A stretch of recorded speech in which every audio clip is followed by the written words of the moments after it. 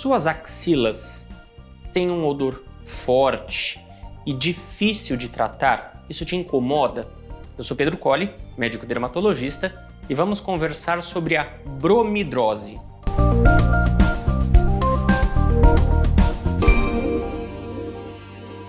Bromidrose é um termo técnico para esse odor excessivo que muitas pessoas têm nas axilas, às vezes na região da virilha, na região do períneo, que é essa região mais íntima, genital. E por que isso acontece? Bom, em primeiro lugar, o nome já é um nome um pouco estranho, bromidrose. O que isso tem a ver? Bromos é uma palavra, uma raiz grega que significa mau cheiro.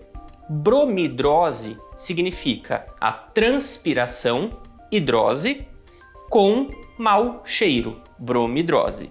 Isso é normalmente motivo de muito desconforto para muitos pacientes, isso gera um mal-estar social muito importante. Normalmente as pessoas se incomodam muito porque o odor deixa todo mundo muito desconfortável, não consegue ficar muito tempo sem usar um desodorante. Como é que a gente pode tratar isso? Em primeiro lugar, é importante que a gente entenda que a bromidrose ela é uma alteração de glândula e de flora. O que significa isso? Nós temos bactérias no nosso organismo que nos ajudam no nosso metabolismo de uma maneira geral. E na nossa pele não poderia ser diferente. As bactérias que atuam na nossa pele, bactérias, fungos, vírus, também têm uma importância no metabolismo da pele. O grande X da questão é que muitas vezes essa flora está um pouquinho alterada ou a nossa produção do conteúdo dessas glândulas também está alterada. E no que isso resulta? A bactéria, o fungo, enfim, eles vão lá, degradam o conteúdo desse suor, dessa glândula que é produzida na região da axila e liberam gases, liberam odores, que é esse odor muito característico que muitas pessoas sentem na axila. Quando o paciente chega ao consultório, é muito comum que já tenha tentado várias modalidades terapêuticas, como por exemplo, desodorantes, tentado o uso de não desodorantes, com produtos mais orgânicos, às vezes soluções alcoólicas, enfim, sem nenhum grande sucesso.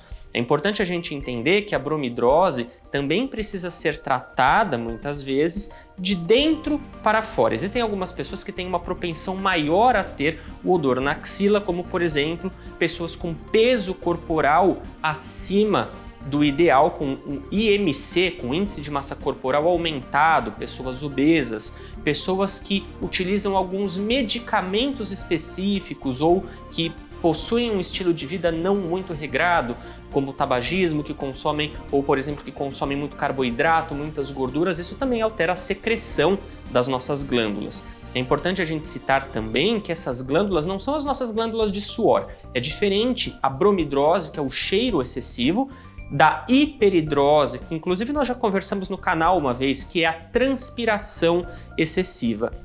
Por que isso é importante? Porque o tratamento ele é um pouco diferente. Quando a gente fala da hiperidrose, do aumento da transpiração simplesmente, aquele paciente que tem muito suor na axila, que pode transpirar as mãos, os pés, nós podemos utilizar alguns antitranspirantes, nós podemos utilizar algumas modalidades terapêuticas como o Botox, por exemplo, nas axilas, nas mãos, nos pés.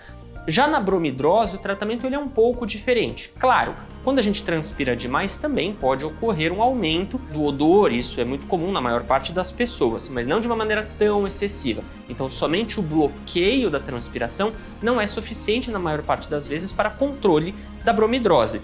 Muitos pacientes falam, doutor, eu não transpiro muito, mas eu tenho um odor da axila muito importante. Então, nessas situações, a gente precisa tratar o paciente de uma maneira global. Em primeiro lugar, verificar se a alimentação do paciente está adequada, se ele está se alimentando de uma maneira saudável, controlar o índice de massa corporal, o peso, porque a secreção das nossas glândulas também altera nesse tipo de circunstância.